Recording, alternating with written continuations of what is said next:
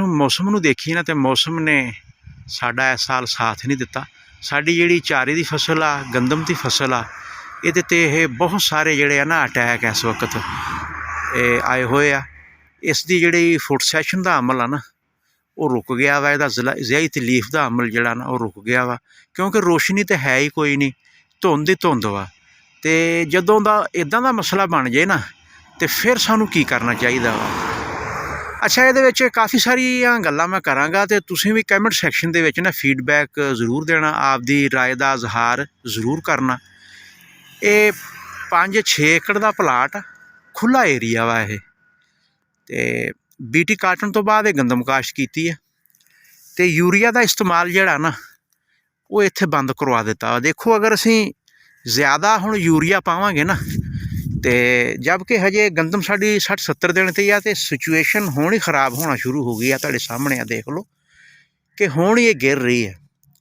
तो इहदे ते हुण एक दो गल्लां मैं तुहानूं होर दस दियां कि आ देखो, ये पत्ते जिहड़े आ ना नोकां वो भी पीलियां हो रही और ये एफिड का हमला भी है। देखो, अगर तुसीं, क्योंकि हुण रोशनी नहीं है, अगर तुसीं रोशनी वाले पासे इहनूं करोगे ना तो ये एफिड का हमला हो गया वा।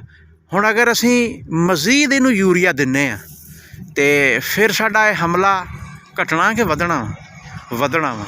इस वास्ते यूरिया का इस्तेमाल बंद। अच्छा, अगला सवाल ये पैदा हुंदा हुण कि हुण फंजीसाइड दा स्प्रे सानू करना चाहिए वा 300 ग्राम पर एकड़। जिथे असी सारे खर्चे कर ले, असी फास्फोरस दे ली, जिंक दे ली, यूरिया दे ली, पोटाश असी शुरू दे विच 40% देती, 60% असी हुण गोभ की हालत च देनी है। तो सानू चाहिए उत्थे असी फंजीसाइड का स्प्रे भी कर दईए।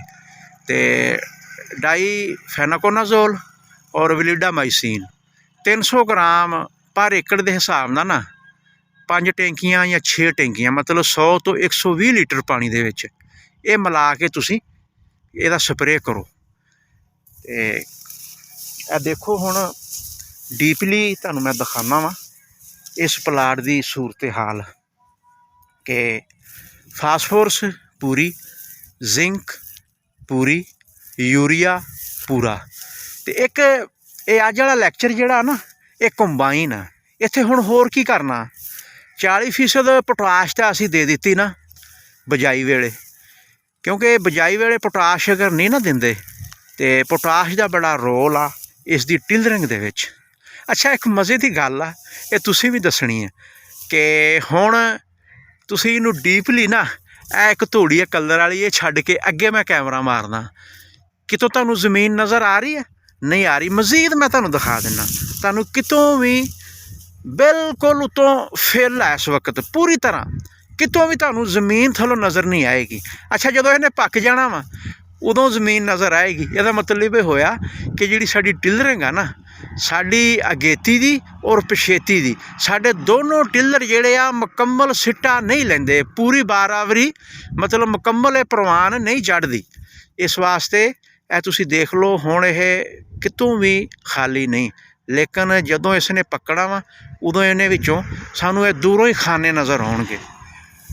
अच्छा, इत्थे आके ना असी बोरान का इस्तेमाल हुण करना लाजमन। 3 किलो ना सोना बोरान 2 एकड़ ते तुसीं फ्लड कर दिओ। इत्थे आके तुसीं सल्फर भी फ्लड कर सकते हैं। पोटाश तो असीं देनी देनी है, पोटाश दे नाल सल्फर और बोरान। अच्छा, एक होर मज़े की गल आ, अगर असीं सल्फर दे देंगे ना तो जिहड़ा अच्छी कंपनी का अगर तुसीं सल्फर दे दोगे 2 किलो फी किले के हिसाब नाल, ते तुहाडा जिहड़ा चूहा कट के फसल सिटी जाता वा अद्धों ही, जो गोभ ते जाती है, ये तो भी तुसीं महफूज रह सकते हैं। लो जी, अज वाली वीडियो तक, नैक्सट वीडियो तक असीं इजाज़त चाहते हैं जी। अल्लाह हाफिज़।